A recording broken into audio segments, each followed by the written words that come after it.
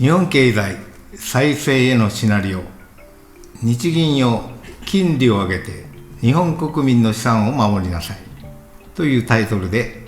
今日4月27日はお話をさせていただきます。というのも、現在起こっている円安現象はこのままでは歯止めが効かずに日本円が紙くずになり、我々の財産も同時に消え去る運命という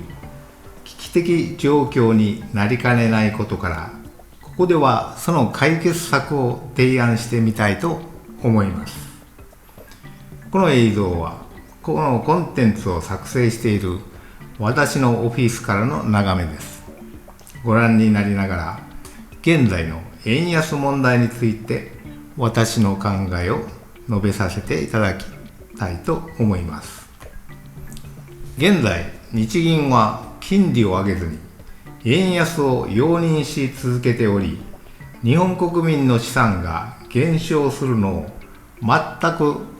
止めようとはしておりません。もちろん金利を上げると民間の住宅や借り入れの金利も上がり、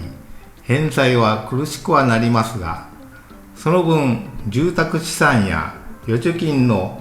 会社の価値は維持されてくるので、皆さんの資産は守れることになるのです。むしろ金利を上げずに日本円が暴落すると、実質的には住宅の価値や預貯金の額も同時に暴落するということになるので、その方が怖いのです。重要な点は、日本以外の諸外国がアメリカの金利上昇に合わせて各国の法定通貨の価値の暴落を防ぐために自国の金利を上げて防いでいるにもかかわらず、世界中で日本だけが金利を上げずに日本円の価値が暴落していくのをただ単に傍観視していることなのです。日銀は円安に対して何ら手を打たないのなら、日銀の役割はありません。植田総裁は高額な給与をもらいながら何もしないのなら誰でもできる仕事なので、無給にするべきなのです。現在の無策ぶりに私は憤慨せずに折れずにこのコンテンツを作成いたしました。なぜならすでに日本国民の資産は以前の価値から半分以下の価値にまで下がってきており、最近ではタイドルで日本円は155円という最安の時点、今158円ですか、までに到達してきているのです。このままでは円安が止まらずに日本円が紙くずになり、我々の預貯金や資産も全てが無価値同様な状態になってしまう恐れが出てきているのです。これは日本国民に対する背信行為でもあり、同時に日本国民が貧しくなっていくのを日本国民も我々が容認していることになるのです。このことに我々一般の日本国民はまるでゆでガエルのように気づかずに自分の資産が目減りしていくのを見過ごしているわけなのです。そこでこのコンテンツでは、一般の日本国民が日銀に諸外国と同様に金利を上げるよう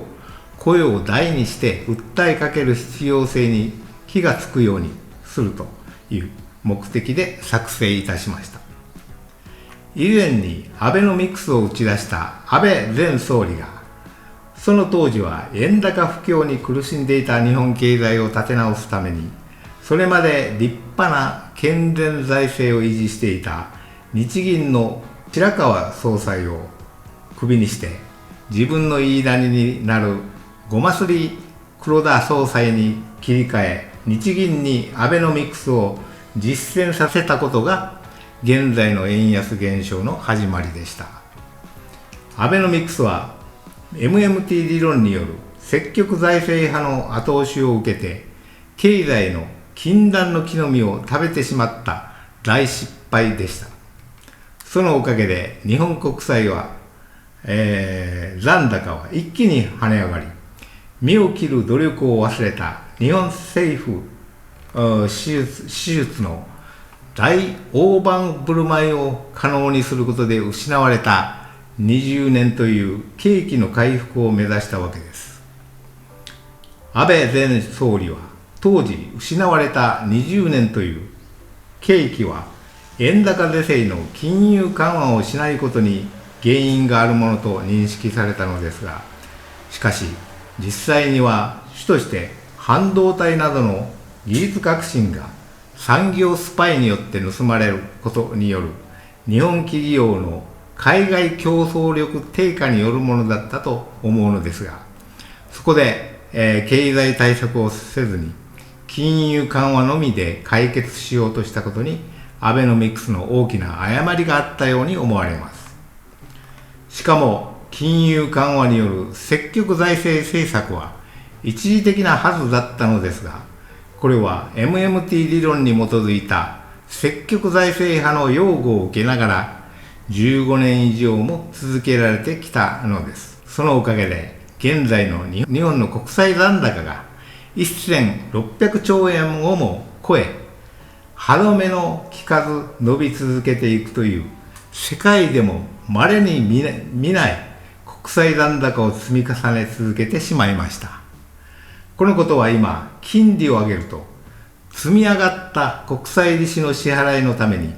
巨額な税金で穴埋めをしなければならないことから、日銀は金利を上げることができずに日本国民の財産も守れなくなってきているという実態なのですね。しかも現在の植田総裁は金利を上げられないならば、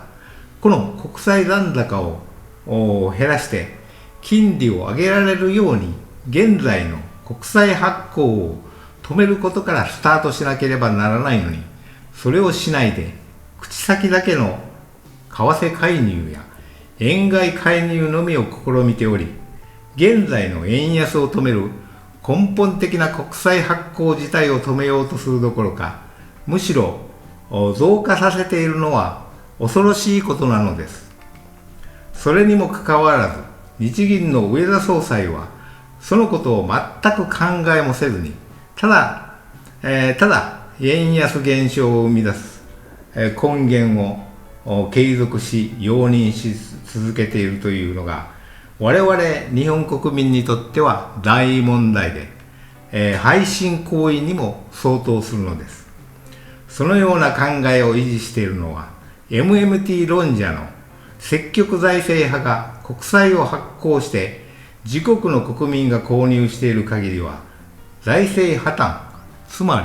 りデフォルトにはならないと主張していることから来ているようですが、財政破綻にならないという論理は将来我々から国債の支払いを税金で徴収できるということを意味しているのです。それでは我々が貯蓄をしてきた財産で返却しろと言っているようなものなのですね。MMT によると積極財政派は国債が国民の借金などではなく財産とまで主張されており、借金ではなくむしろ国民の財産を積み上げたという無責任で危険な考えを主張する経済評論家の後押しも現在の国際残高を歯止めなく積み上げさせた大きな要因になっているのです。この点で日本国民は現在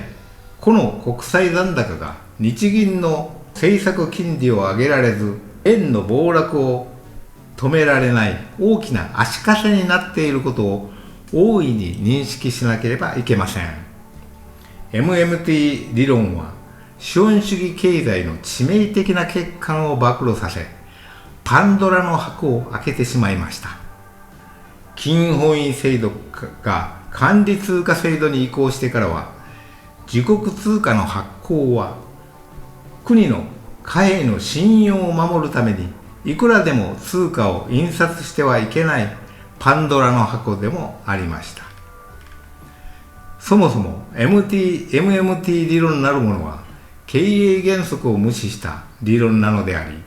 私は政府機関の支出を国債で賄いやすいように政府が有する機密費のようなものでマスコミを利用して作られた理論なのではないかと疑っています。 MMT 理論では国債を発行しても自国通貨建ての国債は財政破綻にはならず、むしろそれを積極的に活用して経済を活性化させることができるというものですが、現実には積極的に活用し資金を回収できずに無駄な消費のみに使用してきたのが日本政府だったのです。結果として膨大な国債残高はこれから日本国民からの税金で賄うことになってしまいました。残った国債をインフレや税金で回収するためには膨大な増税やインフレを助長しなければならなくなってきているわけです。このように税金を上げることは何も増税メガネと揶揄されている岸田総理だけの個人的な問題ではないのです。米国では国債の発行は対 GDP で 100% までと上限が決められているのですが、日本では上限がなくて無制限に発行され続けており、現在ではすでに対 GDP 比の 200% にまで達しているにもかかわらず、むしろなおかつ無制限に増え続けているということを日本国民は注視しなければいけません。さすがに世界で稀にない金額にまで膨れ上がった未だ歯止めの効かない国債残高に今までの積極財政派も恐怖を感じ始めているのではないのでしょうか。財政の健全化を目指しても国債は自然に増えていくのに、これまでの MMT 理論ではなおかつ積極的に増やすべきと主張しているのですから、全く無責任極まりません。積極財政派の行き着く先は増税か通貨の暴落で幕を閉じるのです。これが続くと円の信用と価値が暴落して我々の資産も円通貨と同様に紙くずになる日がやってくるのを肝に銘じなければなりません。日本国民は現在でも高額な税金が徴収されており、大まかに考えても働いても半分以上が税金という世界一の税金大国になってしまっている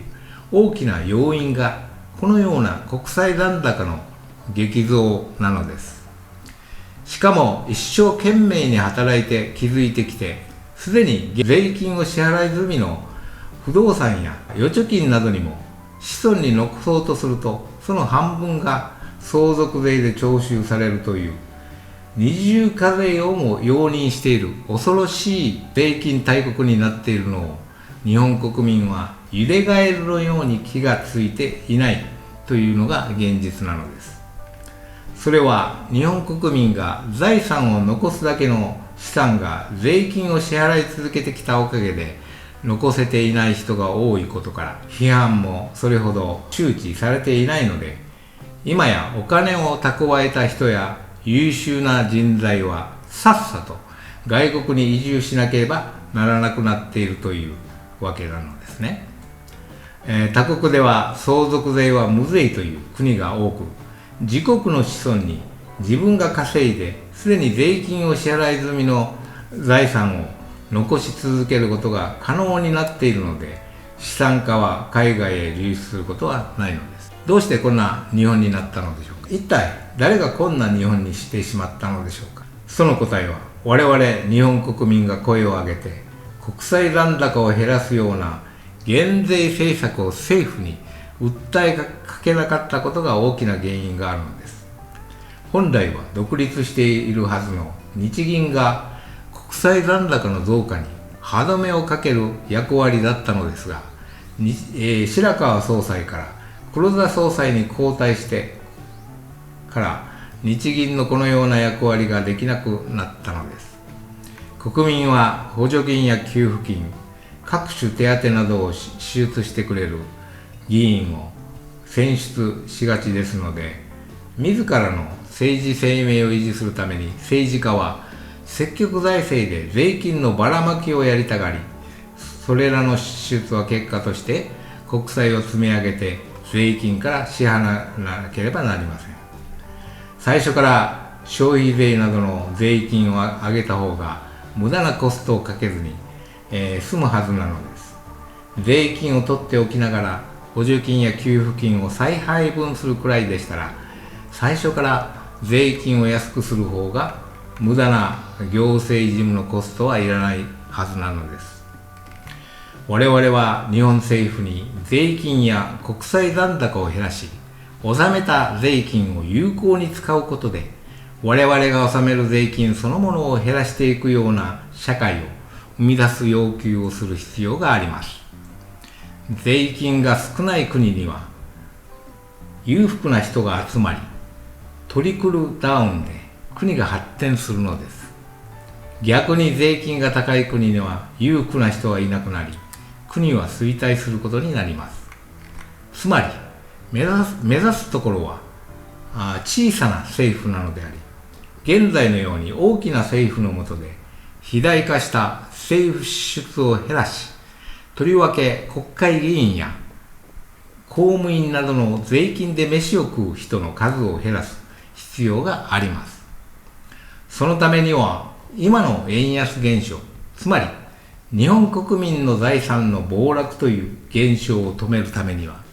日本国民が一斉に立ち上がって我々自身が現在の状況を認識して、選挙で国民の意思を表明することで日本政府に訴えかけるのが重要なのです。このコンテンツはそのような目的で作成されました。ここでは円安の根本的な原因である国債発行を止めるか止められないまでも減少させることで、日銀が金利を上げられるような状態を作ることが極めて重要なのです。それをしないと円通貨の信用がなくなることで、円の価値が暴落して、ゆくゆくは財政ファイナンスをやめられないアルゼンチンで起こったような通貨暴落とデフォルトの危機になりかねないのです。信じられないことですが、今や円通貨の評価はドイツ銀行の為替調査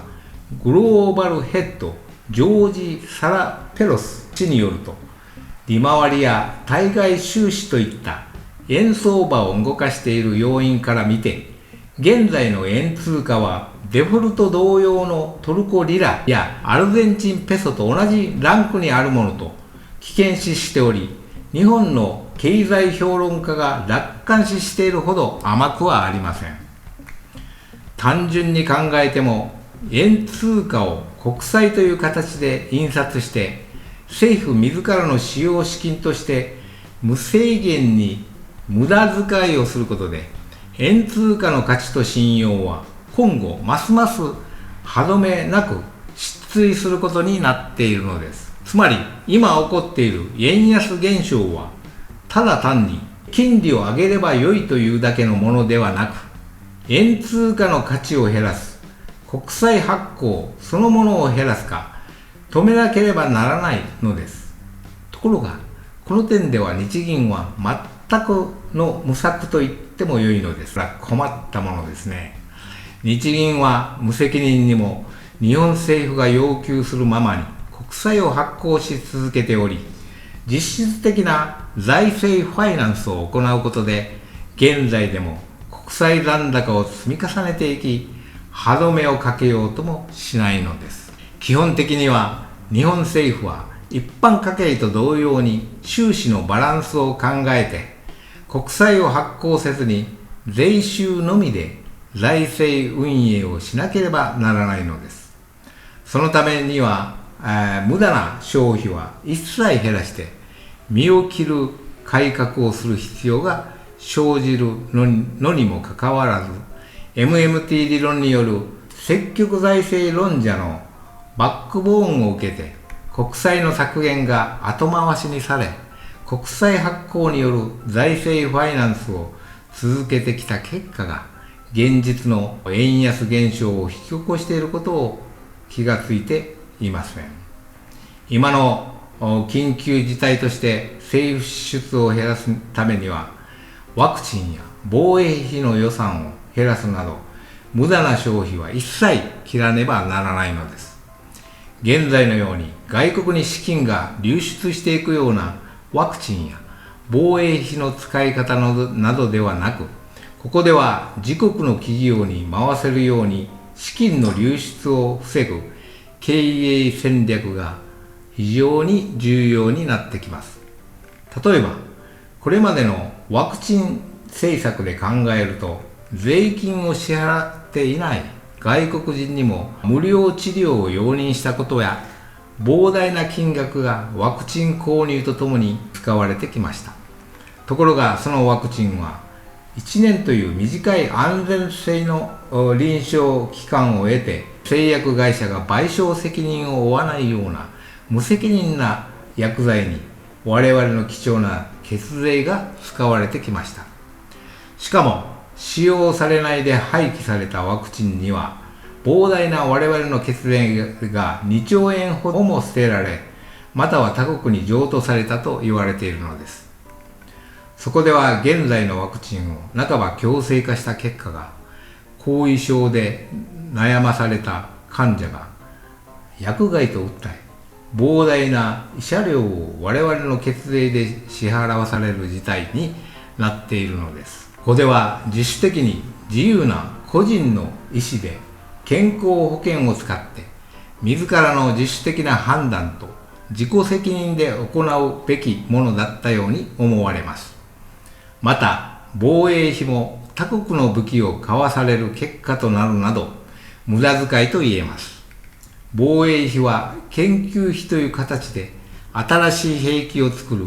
日本企業に投資する方が効果的な使い方と言えます。日本企業に発注すれば税金という形で日本国民に戻ってくるわけです。その一例としては、行き場を失った原子力発電の廃棄物などを集めてミサイルに格納しておけば安全に保管できて、他国からの核抑止力の防衛につながることになるのではないのでしょうか。このような経営戦略として無駄なコストを削減して最大の効果を生み出す経営戦略が国際依存の体質から脱却するきっかけを作ることになるのです。今ではかつて貧しい戦後日本で存在していたようなナショナリズムを有した政治家を選出させねばならず、そのためには企業からのリベートで動かされる金権政治などをなくし、貧しい奉仕精神を有した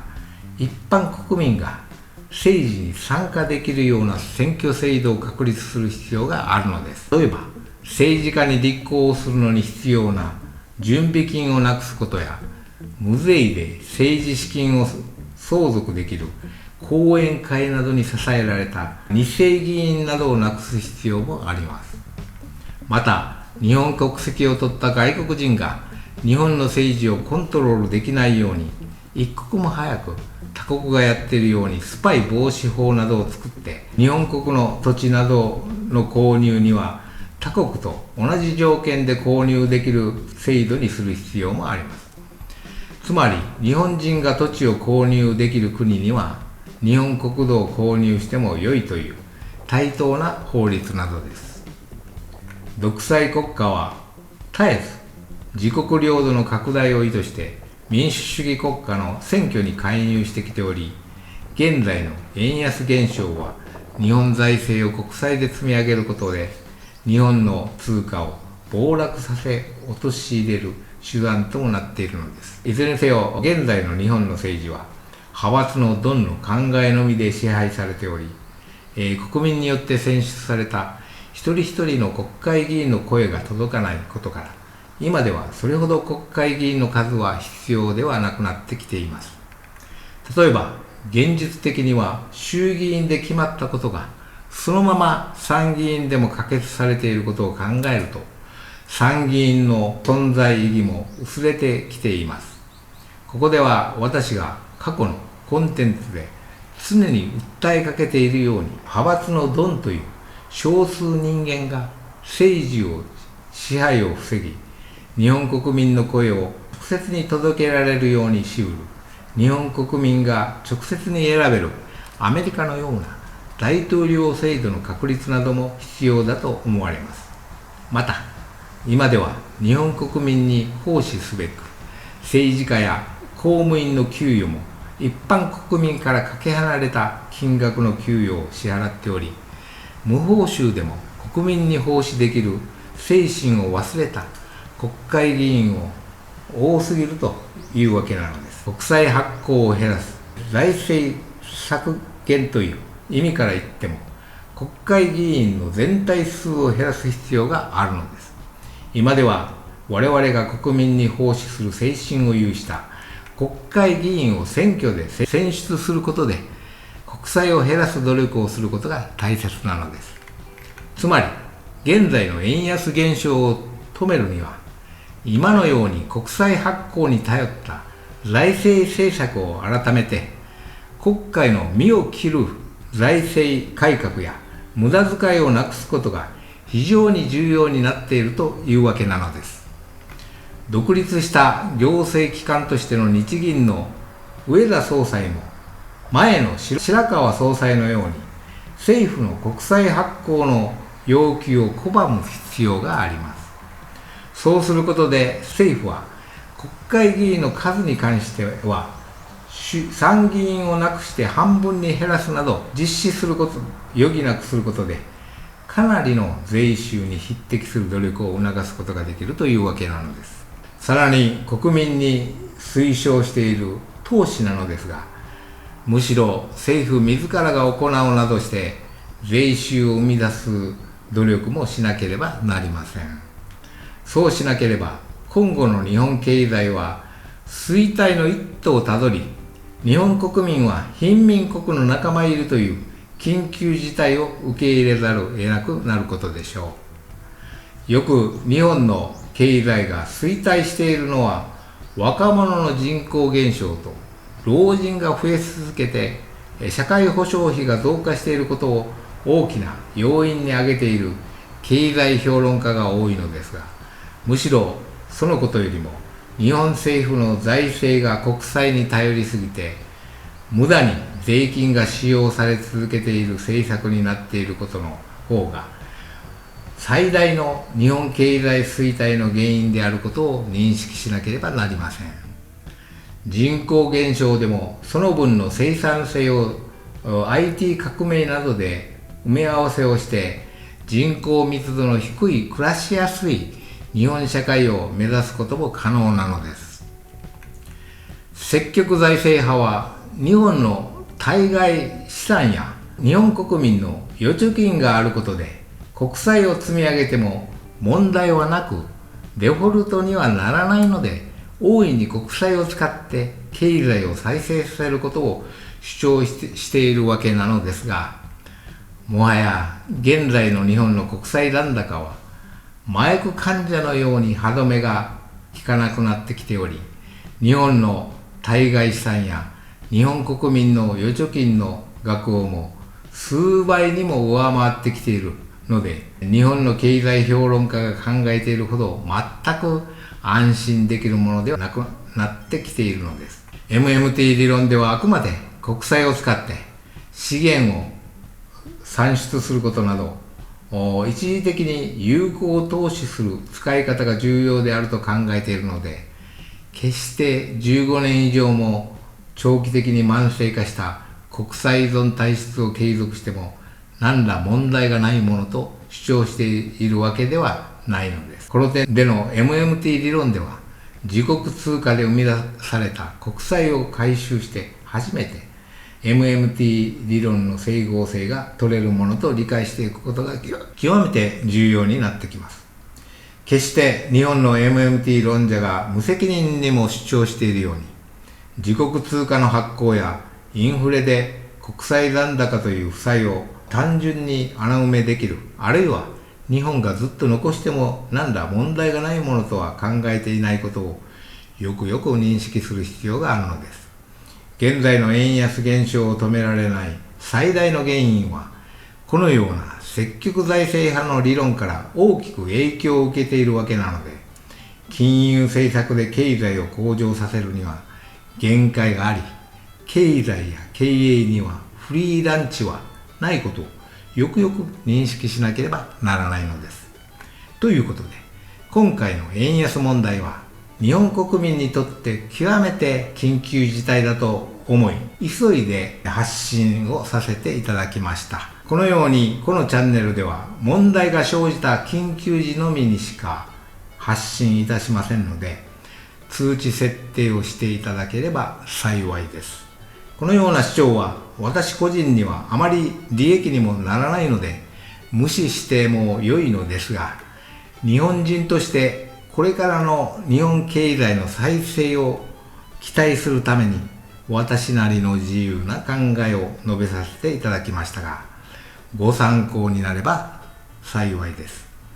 皆様からのご批判やご指導はありがたくお受けいたしますので、コメントをいただければ幸いです。それではまたお会いしましょう。